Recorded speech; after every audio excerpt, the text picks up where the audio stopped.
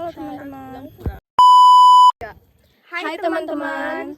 Kenalin, nama aku Niputu Aprilia Lestari Dewi, nomor absen 30 dari kelas 12 IPS 2. Kenalin, nama aku Nimaluan Pratiwi, absen 29 dari kelas 12 IPS 2. Kenalin, nama aku Cindy Estiamara, nomor absen 2 dari kelas 12 IPS 2. Jadi kita lagi ada di Taman Pujaan Bangsa Margarana.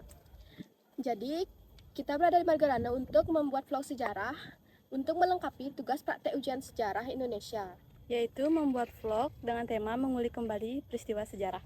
Ikutin kegiatan kita selanjutnya ya.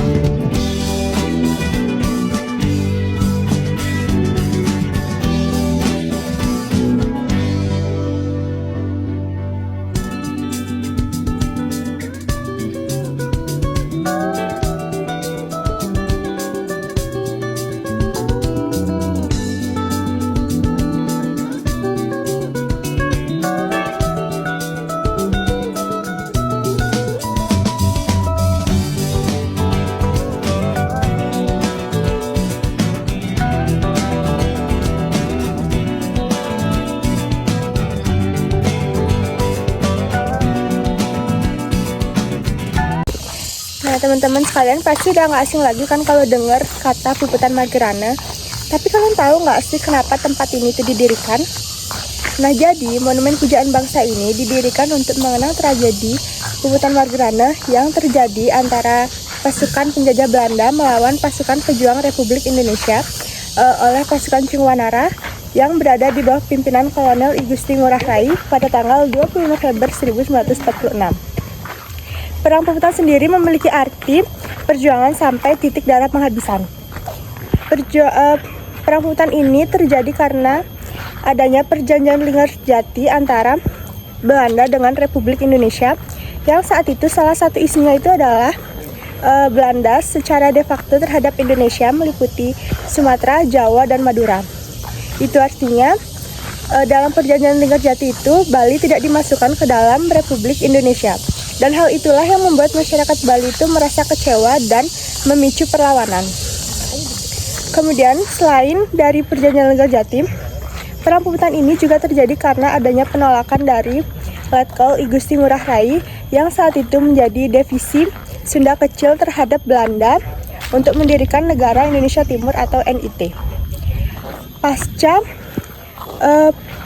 Pasca perjanjian Linggarjati itu ditandatangani oleh kedua belah pihak pada tanggal 25 Maret 1947, Belanda langsung melakukan usahanya untuk mendirikan negara Indonesia Timur.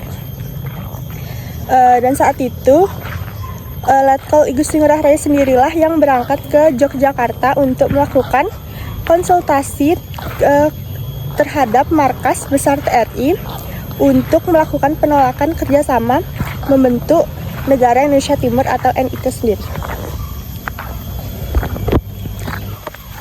Nah, diketahui setelah proklamasi kemerdekaan, Letkol I Gusti Ngurah Rai bersama rekan-rekannya membentuk pasukan Tentara Kesatuan Republik atau TKR Sunda Kecil. TKR Sunda Kecil memiliki kekuatan 13,5 kompi yang tersebar di seluruh kota yang ada di Bali. Dan pasukan tersebut dikenal dengan nama Ciung Wanara. I Gusti Ngurah Rai bersama pasukannya bertekad untuk melakukan perlawanan terhadap Belanda pada tanggal 18 November tahun 1946.